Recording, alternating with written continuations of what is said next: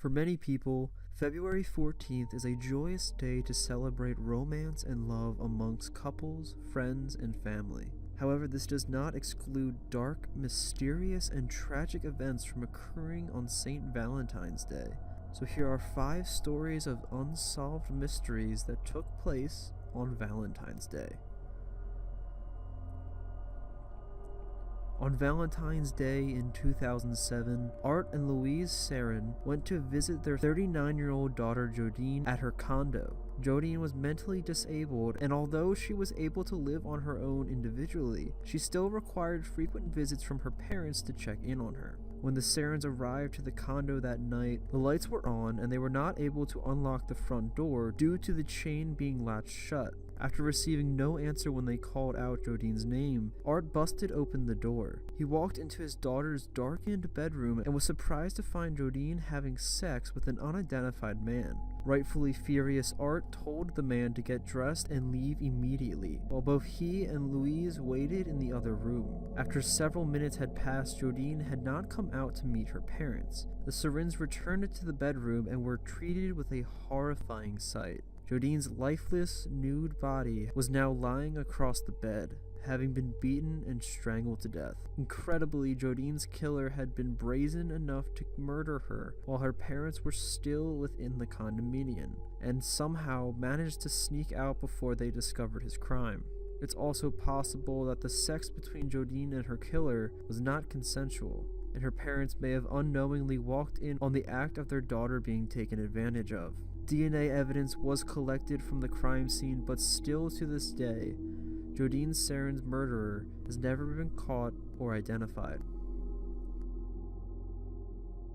On the morning of February 13th, 1990, Glenn Hayward was walking through the field located behind a mall in Green Valley, North Carolina. He was looking for some wildflowers to give to his wife in celebration for Valentine's Day. The site was known for being an illegal dumping ground, and many items were strewn across the field that day. Hayward came across a Sears vacuum cleaner bag and noticed a foul odor emanating from it. When Hayward opened the box, he found the decomposing body of a newborn infant girl. The deceased child was covered with a blanket and some newspaper. Her umbilical cord was still attached and the placenta was also within the box. It's estimated that the infant had been born approximately 5 days before she was discovered and died about 2 days after her birth. All indications were that the child was born healthy, and there were even small traces of food found within her stomach, indicating that she had in fact been cared for at some point.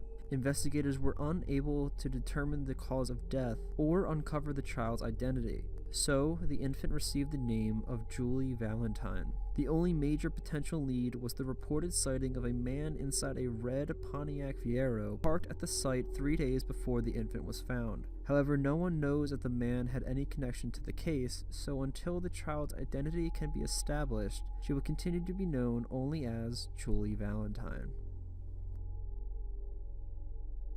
At approximately 6 p.m. on February 14, 2014, 17-year-old Houston teen Antonio Salvador borrowed his mother's car to go visit his girlfriend. He was planning to deliver a teddy bear to her as a Valentine's Day gift. Antonio wound up missing his curfew that night, which led his mother to repeatedly call him and text him on his cell phone.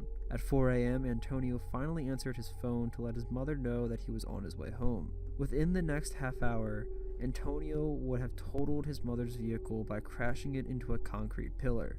Antonio was nowhere to be found at the accident site, but strangely enough, his shoes were left behind in the car. Antonio remained a missing person until February 27th, when an employee of the Texas Port Recycling scrap metal plant discovered Antonio's body, which had been trapped underwater underneath a dock inside the Houston Ship Channel. He was found approximately 3 kilometers from the accident site. It's possible that Antonio had become disoriented before wandering away from the scene and drowning in confusion. However, a lot of strange details about the event just don't seem to add up. Antonio never actually made it to his girlfriend's house that night, and the Valentine's Day teddy bear gift that he had intended for her was found inside of his pants between his legs. One witness even told police that they saw a dark SUV run Antonio's car into the pillar. Antonio was also found inside a secure area near the scrap metal plant. which at the time was inaccessible to the search volunteers who had been looking for his body. So how exactly did his body end up there? Antonio Salvador's family is continuing to search for answers to his death even to this day. In 1984, Marci Jo Andrews and 2 of her female friends spent Valentine's Day attending a party at the Chicago apartment of Casey Nowicki. Nowicki was driving the women home when he crashed into a viaduct, injuring Marci Jo's ankle.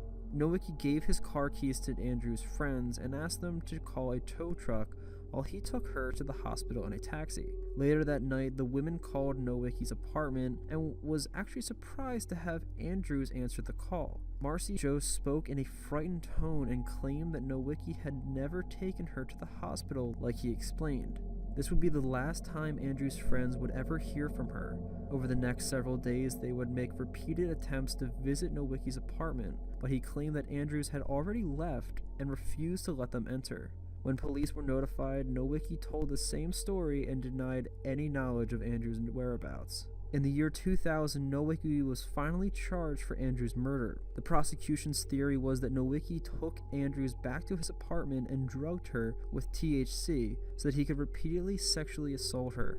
The prosecution produced numerous witnesses who claimed to have seen Andrews in Nowicki's apartment in the days following the incident.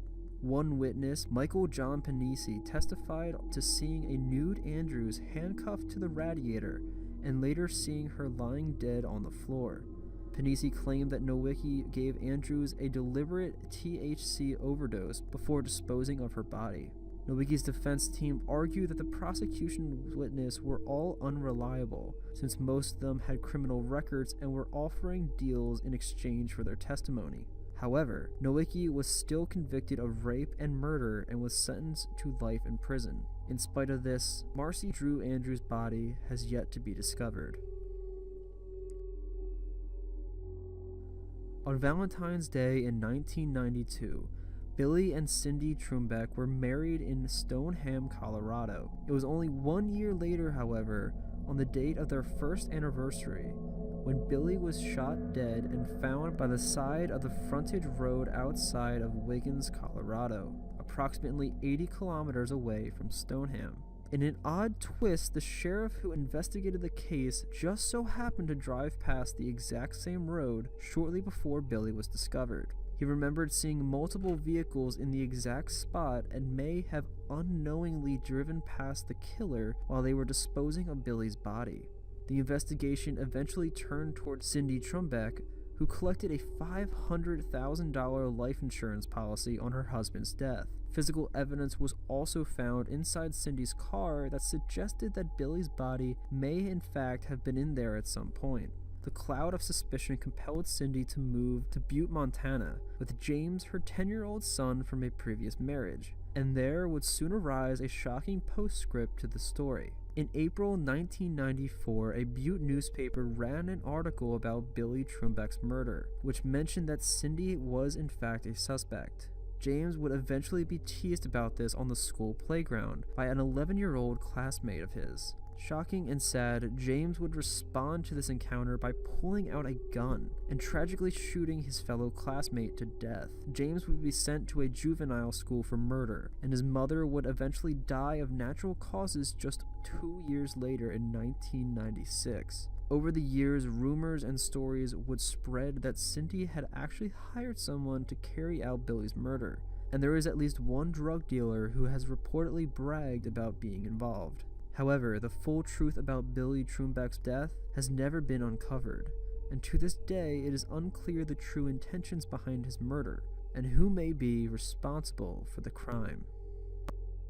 If you enjoyed this video today, be sure to hit that like button to keep content like this flowing on the channel. Also consider checking out our Patreon and social media in order to support the channel and to stay up to date on new topics, polls, and news. And don't forget to subscribe. We talk about all things paranormal, supernatural, and mysterious on the channel, and would love for you to join us. Hope you had an amazing day, and remember, stay spooky.